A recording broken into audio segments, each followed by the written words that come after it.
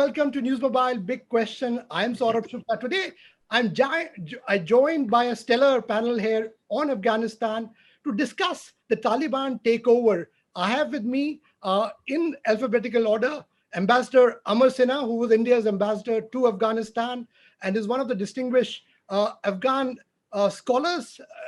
He's somebody who has a deep focus on relationship with India and beyond, and he's somebody who really spearheaded India's development diplomacy in Afghanistan. Welcome to News Mobile, Ambassador Sinha. I Thank also you. have Professor Amitabh Mattoo, whom many of you know as one of India's foremost strategic thinkers. He's professor at Jawaharlal Nehru University, also a Kashmir expert. He was a cabinet level, uh, uh, you know, uh, ranking minister there in Jammu and Kashmir. Welcome to News Mobile, Professor Mattoo. Then I also have from Afghanistan, Afghan expert who's now based in Washington, D.C., Hashim Wahdatyar, who's a political analyst based in Washington. I also have with me Dr. Shalini Chawla, who's a distinguished fellow at the Center for Airpower Studies, also a very, very well-known Pakistan, Afghanistan expert. Welcome to you all. And to set the ball rolling, I want to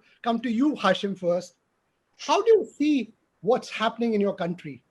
The world is seeing, the democracies across the globe are concerned. How do you evaluate the situation, and where do you see the future of Afghanistan?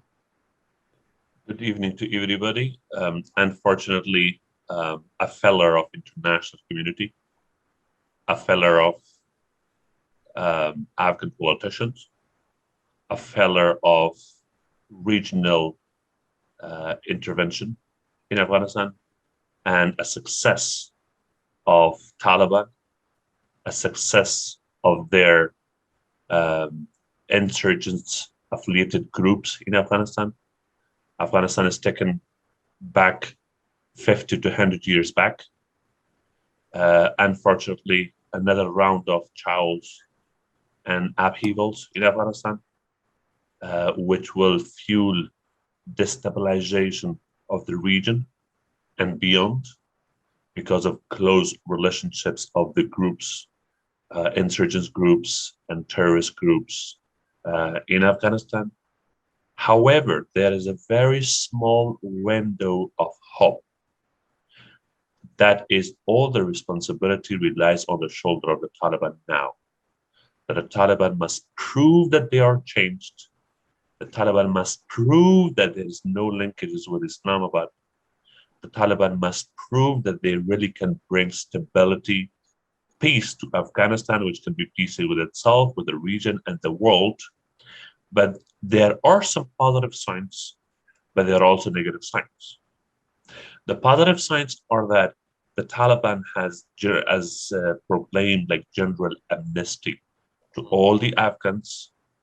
The second positive thing is that when they seized Kabul, like if you look at the history, when there were a number of movements and groups when they took Kabul, there were like a number of casualties, massacres, killings, and all this kind of stuff that did not happen this time. So that how the Taliban will deal with the region and the world, that is something that we will wait and see how the Taliban will behave. However, one thing that I want to highlight is that the Taliban constantly asked the international community not to intervene on Afghan affairs. But tomorrow, Pakistani foreign minister is coming to Kabul to discuss the future governance of Afghanistan. That's a clear intervention. Now we witness what the Taliban will react. Will they call Taliban also among the international community, or they will treat the Pakistanis as different? So there are a number of tests that the Taliban are going through these tests. Another thing is that the Taliban do not have like experience of governance. When they were in power, that was not governance. They were just fighting with a number of other groups.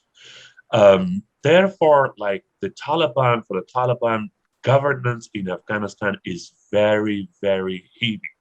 They do not have experience of governance. Even they do not know like the cultures of different parts of Afghanistan. Now the responsibility of Kabul is given to Haqqani network, which is under the list of the United States and the United Nations as a terrorists. So the Haqqani network, they are all from Paktia province.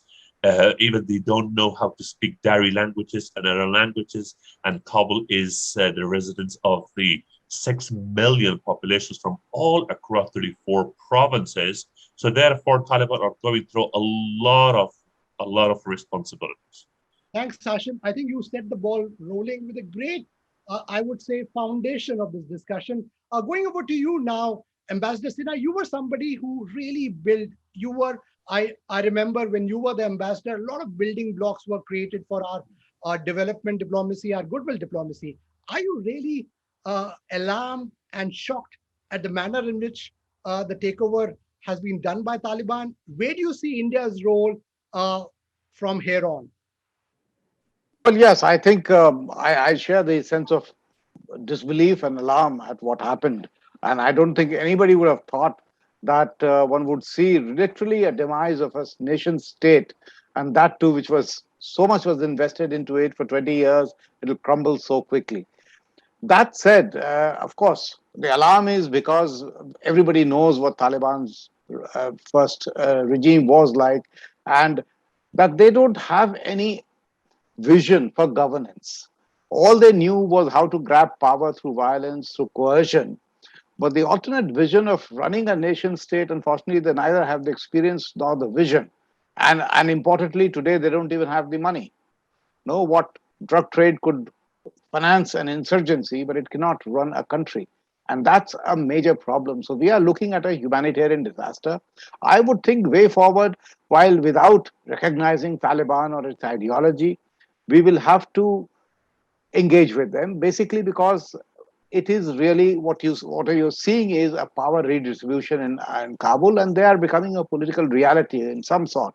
Whether they will be in control, I don't know, or whether they'll be part of the government, that's all under discussion. But we will have to engage with them basically because we need to maintain our presence in Afghanistan and also our developmental activities.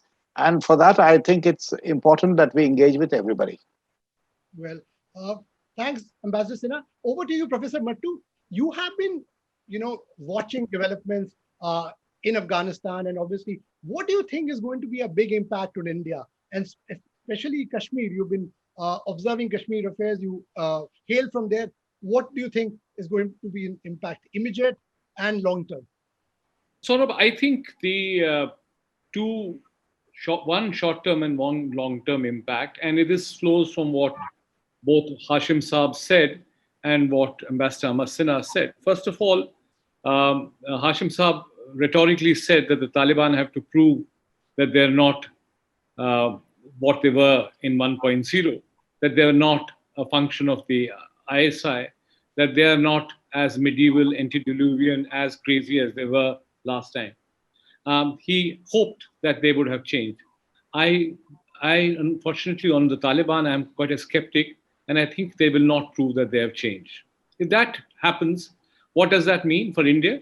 One, obviously, despite your engagement, if they are going to be a fanatical, zealous force which is ready to not govern, but ready to really want to spread their tentacles across the subcontinent, then what you will witness is that India, no matter how much it engages or tries to engage or appease, there will be no give.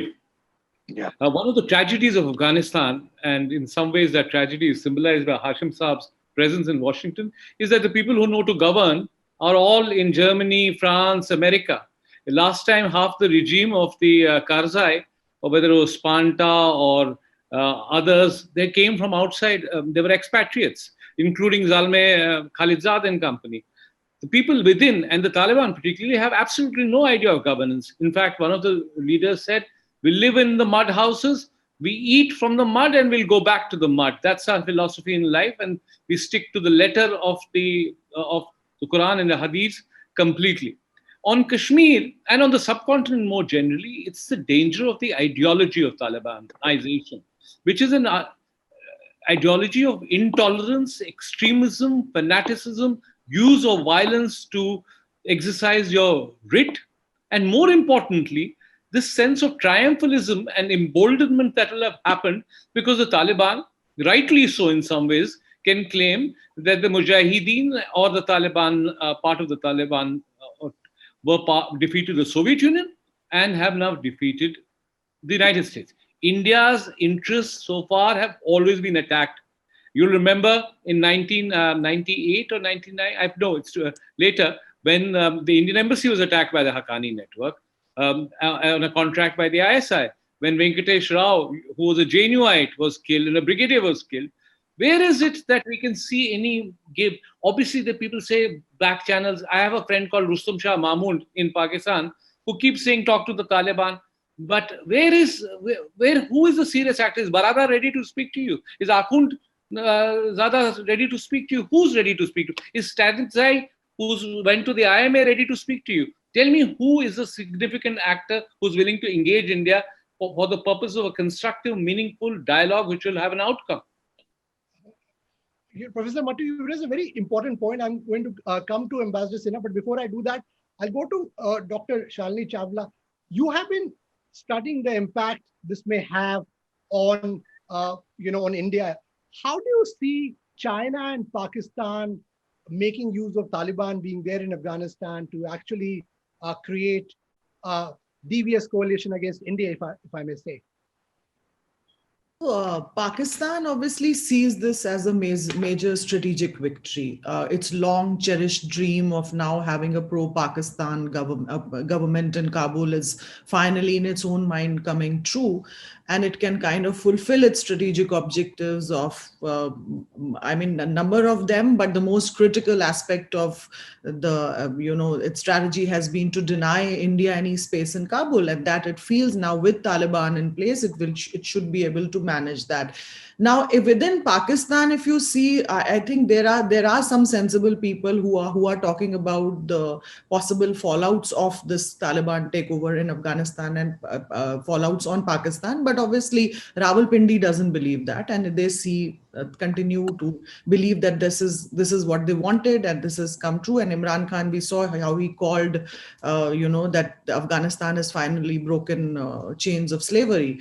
But if I see Pakistan definitely we have seen the engagement. Taliban takeover has happened with the consistent support from Pakistan. As far as the future role, as in how what are they going to be doing, I think 2 points are going to be critical in terms of Pakistan's behavior there. One is that it's going to continue to coach Taliban in terms of conducting its PR and build up a narrative that Taliban is a changed Taliban, because that's very important for Pakistan and Taliban itself. Second is Pakistan will definitely want a wider international acceptance for Taliban. So at least in the countries where it has good relationship, for example, China, we have seen it would try to build up those linkages and get a wider acceptance for Taliban. Coming to China, that's part of the whole Pakistan's game plan. Also, for Pakistan is a major facilitator for China's engagement. China's security concerns have been the driving factor for its engagement in Afghanistan, except the fact that it sees Afghanistan as a regional connector. It offered it to join CPEC and obviously make use of the absence of United States from Afghanistan to expand its influence there. So China is being welcomed there. It wants to definitely get engaged. It has an appetite to invest there. Taliban sees that some money coming from China, investment coming from China is welcome there. So China will definitely want to expand itself. Pakistan will be a major facilitator. But yes, the security situation in Afghanistan, which Hashim raised the point about the instability, in that environment, how will China now go ahead with its economic investments and the other engagement remains to be seen. But definitely it wants an assurance from Taliban to control, ETM facilitation or, support for the Xinjiang militants coming from Afghan soil. That is one factor it definitely wants to ensure that assurance it will look forward from Taliban. Yeah. What is your expectation as an Afghan, as a political analyst, from democracies like US and India? What can they do at this stage? Because obviously Afghans are looking for help. You see the humanitarian crisis which is there, and obviously the big security crisis for the world, which people are not realizing as yet. Hashim, You mute, Hashim. Yeah. Thank you very much. Well, let me clearly highlight the Taliban hate democracy. Democracy is something that they think that this is the United States formula brought into Afghanistan under democracy. Like they have different definitions of that. They hate democracy. What they love for and they prefer and they want for Afghanistan is Sharia law. Taliban's democracy is Sharia law. Taliban's democracy is the Quran's verses and translations, interpretation that they will, the law of Islam, that's what something that they fought for and they will implement in Afghanistan. Okay, so they do not want to hear anything about democracy. That is one. If they discuss something about democracy, they will lose because they don't know about democracy. The only thing that they know is because they have come from madrasas, from the religious schools, and they are expert in that. And that is something that they will implement. The meeting, 3.5 hours meeting that I had with the Taliban leaders in Qatar, when you discuss about economy, they bring you to religious discussion. When you discuss about technology, computer, they bring you to religious discussion. Okay, so no democracy, nothing. Okay, forget about those other things. That is one thing. The other thing that I want to mention, if I can, very briefly about relationship between Pakistan and the Taliban. Mark my words. Once everything's stable in Afghanistan, Taliban will return back to Pakistan and they will have calculation with Pakistan. Yes, Taliban rely on Pakistan. Taliban get support from Pakistan. They are trained in Pakistan. They are patronized in Pakistan. But remember, Taliban will return back to Pakistan and they will have their calculation with Islamabad. Who killed Mullah Ubaidullah, the defense minister of Taliban, was killed in Pakistan? Who killed Maulana Yasser, the Minister of Public Works, Pakistan in Pakistan? Who incarcerated Mullah Baradar for 10 years in Pakistan, right? Who provided intelligence to the international community about Mullah Akhtar Mansour, the leader of the Taliban, who returned back from Iran and he was killed, okay? And who sold the leaders of Taliban in return of millions to the US forces after 9/11. Okay, it was Pakistan. Mullah Abdul Salam Zaif, the ambassador of Taliban in Islamabad, he was a diplomat and he was sold by the Pakistanis to the American forces in return of millions of dollars. Not only Mullah Zaif, the ambassador, but a number of other Taliban commanders as well. Okay, so yes, Pakistan tries to have influence on the Taliban. Yes, Pakistan trained Taliban, provided safe havens to the Taliban leadership in Pakistan. They did everything to the Taliban, including support and killing of the Taliban. Okay, they did both. But remember that in the future government and governance, if the Taliban have upper hand that they will have, Taliban will definitely return back and will have calculation. If you read the book of Mullah Salam Zaif, he clearly says that the United States, who incarcerated Mullah Zaif in Guantanamo Bay for 5 years, he says that the United States is 10 times preferred and better than Pakistan. That's what Mullah Salam Zaif he himself says. Okay, Hashim. Yes. I have many things to say, but go ahead. Yeah, I'll get back to you. Going over to Ambassador Sinha, what Professor Mattoo was talking about, what are India's options? Do you think, do we deal with this, I would call it a rogue regime, through some of the friends that we have in the Arab world? I know External Affairs Minister S. Jaishankar made a stopover in Qatar. We are also talking through back channels to some of our other friends. Do you think India can actually draw a red line to Taliban through some of its friends it has in the Arab world? I think the world gave up on red lines as far as Taliban is concerned. This is my view. So red lines, new red lines won't work. And of course, people have talked about UNSC, etc. They also overlook that 3 of the UNSC permanent members are part of the NATO forces who are retreating. And the other 2 were part of the Troika, which US was leading. So that's the other UNSC route also I find is a non-starter, because all these guys knew exactly what Taliban is up to. No, we obviously have a bad hand right now. Other problem is that most of your friends have left Afghanistan. There are only a few respected leaders like Karzai and Dr. Abdullah, etc., who are there, who are still in negotiations with Taliban. But I think that negotiation is not to change Taliban, but to make sure that the government is inclusive. That means that is that includes different factions, different ethnicities, etc.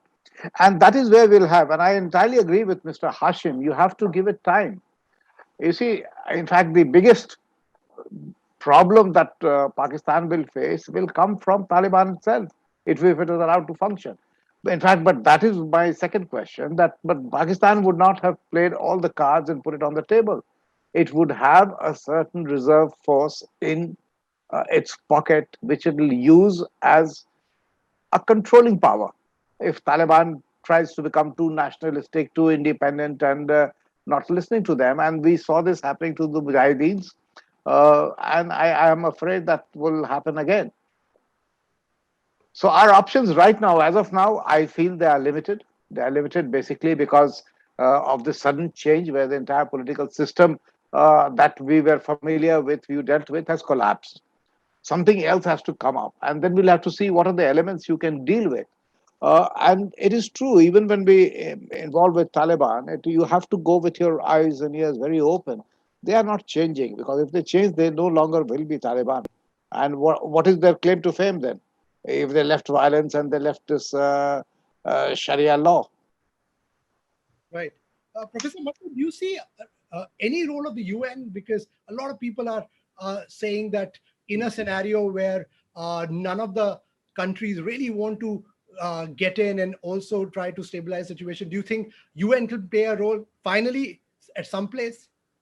I'll get back to the UN question right away, but let me also explore with you. Look, when was the time that India had maximum leverage, both in terms of security and development in Afghanistan? It was in 2002 at the Bonn conference. We were a central player at the Bonn conference. And why was it? Because, to put it crudely, the Northern Alliance was eating out of your hands. We were arming, abetting, helping the Northern Alliance.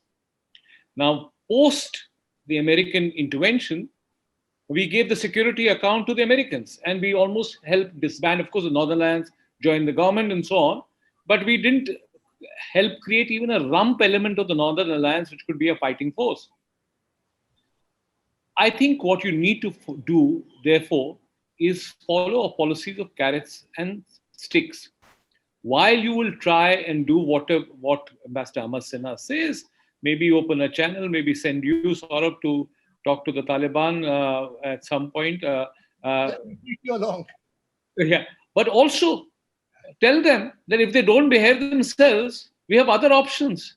We're not going to be the good boy around town that we can bomb you if you decide to attack our interests. We'll arm Saleh and company and the son of the greatest Afghan commander since Ahmad Shah Abdali, which is Ahmad Shah Massoud. We will arm that faction. Simultaneously, I agree with Hashim Saab in that the contradictions between India, Afghanistan and Pakistan will emerge. It's like that U2 song, I can't live with you, I can't live without you. The problem is that even when the Taliban was in power, they refused to recognize the Durand line, for instance. So the contradiction is that the Afghan people hate Pakistan, but they can't do away without Pakistan. So that is the contradiction which has always existed. You get Afghans, Pakistanis and Indians in a room together, the Pakistanis will get all the bashing. But the fact is that the Taliban are completely dependent on the ISI for that is the lifeline. No matter what Mullah Zaif wrote, and Mullah Zaif wrote the greatest diatribe against Ambassador Aziz and the manner in which he was treated. He was stripped naked, taken to Maram base, and how he was treated is a testimony to his deep degree of hatred against Pakistan. United Nations is only a function of what the UN Security Council can decide. The UN Security Council, under the presidency of a foreign minister today, has issued a statement on terrorism against the ISL, Daesh, Not a mention of the Taliban, not a mention of the JEM, not a mention of the LET. And that might be only because the Secretary General's report was focused on the ISL. But given that you have Russia, Britain, America deeply implicated with the Taliban, if you think that they will offer a UN umbrella to Afghanistan, then I think it's a long stretch. Frankly, we are in a terrible mess. And fortunately, I was a supporter of President Biden, but Biden has turned out to be sleepier than I thought he would be. Dr. Chawla, tell me, what can India do internally? Because I know with this deadly cocktail in our neighborhood, we should be concerned. And certainly I know that the security establishment is quite concerned. What are you gathering? What should India be doing on that front to make sure, especially in some of the vulnerable areas, because Pakistan is certainly going to exploit the situation? So yeah, I mean, there are 3 or 4 factors which are definitely of deep concern to India. We will, I mean, whether we like to believe or not, there will be spillover impact of the overall global jihadi network with which Taliban is so closely aligned. And no matter how much, if the pressure is put on Taliban, they are not going to be, detached from there. So those terror outfits are going to get strengthened. So we will see those impact. I mean, we have strengthened our security system, and we are very confident that nothing is going to happen. But over the long period, I think that ideological impact, which Professor Mattoo mentioned, is going to be something which we will see the impact and strengthening of those narratives or the factors there in the valley also. So that is one factor. Second is we will have to also deal with the new, or not a new, but a strengthened narrative of Pakistan, because I think Pakistan in this overall strategic victory, which it is feeling, definitely is going to intensify its overall propaganda and actions, on the India front. So that is another factor which India needs to, we are taking care of it, but that is something we definitely need to take note of it. And on the other side, obviously, we are welcoming the Afghan refugees. We have opened the e-visas. So that factor, we are offering the support. We should continue to do that. And how do we now engage with Taliban? As Ambassador Amar Sinha said, I think wait and watch and then see how it unfolds. We will have to maybe in some point definitely engage, but then when is the time to do that has to be, that will depend on how things shape within Afghanistan. My final segment is the rapid fire one, and I'm going to ask each one of you to tell me 3 things which you think you foresee in the future in the next year or so concerning Afghanistan and the world and the impact Taliban takeover will have. Over to you, Hashim, first. 3 things you think your future mapping. Sorry, your son, repeat, please. Yeah, on the scenario mapping on Afghanistan in the next 1 year, if you were to give me 3 points you think are going to happen in Afghanistan and to the world, how this regime is going to pan out, what will these 3 points be? Well, number 1, it has internal dimension. Number 2, regional, and number 3, global. The internal dimension, unfortunately, there will be like both political and security differences among the functions, among the parties. And that is because of difference in the views and thinking, the way each party wants to govern the country and the way it wants to have like relations with others. So that's one part, because within Afghanistan, the Taliban wants to implement a Sharia law. It wants to have a council of religious scholars to govern the country, okay, with the Sharia law. But the other parts, like the politicians and others, they want to have a constitution and a democratic process to have a government based on election, okay? So this is the domestic problem that will continue, unfortunately. Regional-wise, proxy war will continue, okay? Pakistan will continue intervention in Afghanistan, beginning by, well, it already began, but beginning by the foreign minister who's coming to Kabul tomorrow. Also, the rivalries between Saudi and the Iran and other countries of the region. That's another thing. like having relationship with the regions and every country of the region supporting each faction in Afghanistan, that will be other thing that we will continue seeing it.